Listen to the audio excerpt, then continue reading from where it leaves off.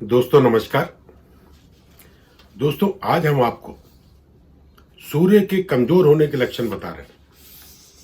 यदि आपका सूर्य कमजोर है तो आपको क्या क्या परेशानी आ सकती हैं और इनके उपाय क्या है। सबसे पहले कि आप कैसे जानेंगे कि आपका सूर्य कमजोर है। पहले यह देखना है कि यदि आपके मान सम्मान में कहीं कमी आ रही है, आपको यश नहीं मिलता है, सरकारी जॉब आपका नहीं लग रहा है, इस तरह की जो परेशानियां आपको आती हैं, तब आप मान लीजिए आपका सूर्य कमजोर है। तो दोस्तों, मैं एस्ट्रो सुनील चोपड़ा आज सूर्य के ऊपर ही बात करने जा रहा हूं। अब आपको बता रहा हूं कि सूर्य किन किन चीजों का कारक ग्रह है।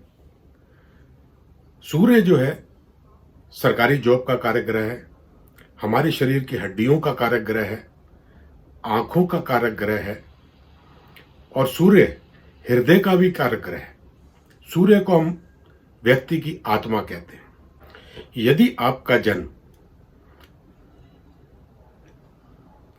14 जनवरी से लेकर 14 मार्च तक के बीच में हुआ है तो मान लीजिए आपका सूर्य कमजोर होगा, क्योंकि सूर्य जब शनि की राशि में बैठता है, ये शनि के साथ बैठता है, तो सूर्य कमजोर हो जाता है। 14 जनवरी को सूर्य मकर राशि में होता है, जो कि 14 फरवरी तक रहता है, और मकर राशि शनि की राशि है।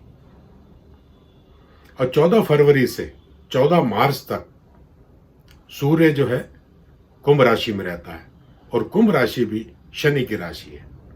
जब शनि की राशि में सूर्य बैठता है तब सूर्य खराब हो जाता है। तो इसका मतलब 14 जनवरी से 14 मार्च तक जिनका जन्म हुआ है उनका सूर्य अच्छा नहीं है। और जब सूर्य नीच राशि में होता है तब भी कमजोर हो जाता है। और नीच राशि इसकी तुला राशि है, और तुला राशि में ये 14 अक्टूबर से लेकर 14 नवंबर तक रहता है।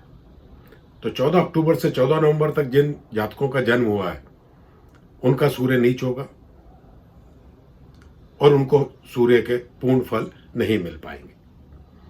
और दूसरी चीज, सूर्य जब राहु और केतु के साथ में होता है तब भी खराब हो जाता है। राहु और केतु ऐसे ग्रह हैं जो सूर्य को ग्रहण लगाते हैं, और सूर्य और राहु एक साथ बैठे हों या उनकी दृष्टि हो तब भी सूर्य वीक हो जाता है, और इसे हम पितृदोष भी कहते हैं। सूर्य और राहु के मिलन को पितृदोष कहा जाता है। यानी कि सूर्य आपका कमजोर हो गया जब राहु और केतु की दृष्टि आ गई, या फिर शनि के साथ में जब बैठ जाता है तब भी सूर्य कमजोर हो जाता है। और दूसरा, जब सूर्य चौथे भाव में हो, सूर्य चौथे भाव में बैठता है, चौथा भाव हृदय का कारक ग्रह है, तो ऐसे व्यक्ति को हृदय की समस्याएं आती हैं। हो सकता है कि उसके हृदय का ऑपरेशन हो, या हृदय में कोई कमजोरी हो, या हृदय की कोई ना कोई समस्या उस जातक को होती है जिसका सूर्य चौथे भाव में बैठा होता है। दूसरा, सप्तम भाव में, सप्तम भाव में नीच का माना जाता है। सप्तम भाव में भी सूर्य अच्छा नहीं होता, ऐसे जातक का वैवाहिक जीवन अच्छा नहीं होता है। अष्टम भाव में, अष्टम भाव में भी सूर्य अच्छा नहीं होता है, तो जो मार्केश बनता है सूर्य। और 12वां भाव जो कि बेड का भाव होता है, बिस्तर का भाव होता है, वहां भी सूर्य अच्छा नहीं होता।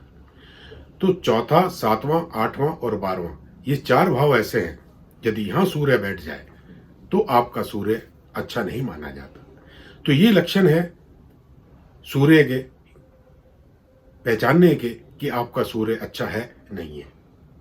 यदि आपका सूर्य अच्छा है तो कोई बात नहीं, यदि आपका सूर्य अच्छा नहीं है तो आप क्या करें, क्या उपाय करें जिससे कि आपका सूर्य अच्छा हो जाए। तो आज हम इसी पे चर्चा कर रहे हैं कि अगर आपका सूर्य कमजोर है, आपको सूर्य के बेनिफिट नहीं मिल रहे, आपको यश नहीं मिलता, मान सम्मान नहीं मिलता है, तो आप ये उपाय करें जिससे कि आपको लाभ होगा।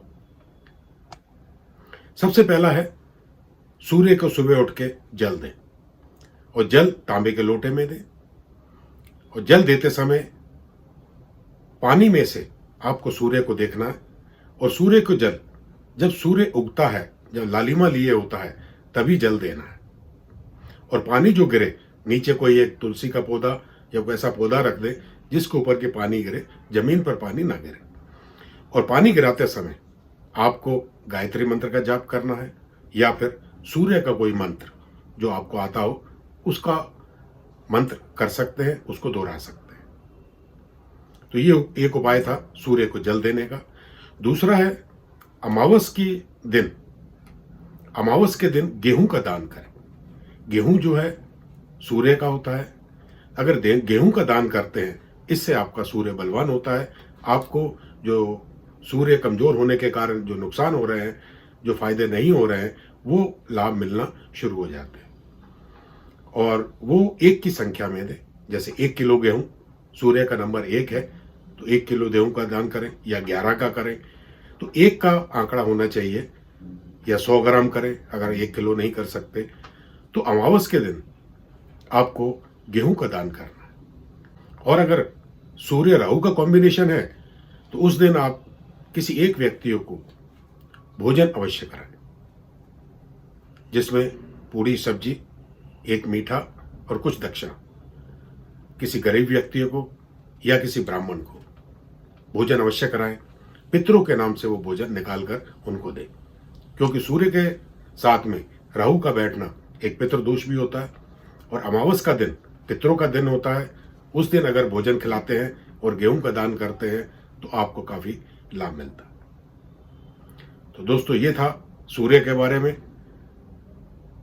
जिन लोगों ने अभी तक मेरा चैनल सब्सक्राइब नहीं किया, जो अभी मेरे चैनल पर नए आए हैं, कृपया करके मेरा चैनल सब्सक्राइब करें, शेयर करें और अपने दोस्तों के ग्रुप में भी डालें।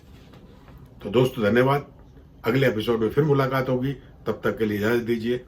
नमस्कार।